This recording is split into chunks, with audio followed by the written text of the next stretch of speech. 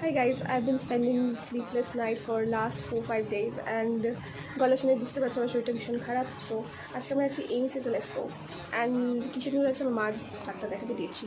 So সকাল সকাল স্নান করে এই সিম্পল বা টেস্টি কম্বিনেশনগুলো ভরপেট খেয়ে আমরা বেরিয়ে পড়লাম। এমসে পৌঁছেই দেখে আরজি করে জাস্টিস দাবি করাই পোস্টারগুলো। তখনই আমার মনে হলো আমরা যেন কোথায় হেরে গেলাম।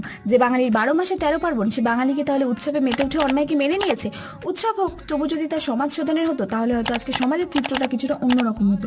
যাই হোক, এরপর আমরা বাড়ি ফিরে এখানে আমরা লাঞ্চ করে নিয়েছিলাম। তারপর আমি আর মা বসে পড়েছিলাম এখানে লুডো খেলতে। দিনে একটা গেছে 2 3 তো গাইজ আমি আলটিমেটলি হেরে যাইনি, ইট ওয়াজ আ ড্র। তারপর আমি সিনি টাইপের কিছু একটা বানিয়েছিলাম অ্যান্ড কারেন্টও ছিল না গাইজ, আন্ধেরে মে বানা লিয়া। তো এটা একদমই টেস্টি ছিল না। তারপর আমাদের সকালবেলা যেহেতু আমরা বাসমতি রাইসের ভাত করেছিলাম, কারণ কিছুটা চাল পড়েছিল, বাট ভাতটা খেতে একদম টেস্টি লাগছিল না, তাই জন্য আমি এটা ফ্রাইড রাইস বানিয়েছিলাম। তো আজকের মতো টাটা।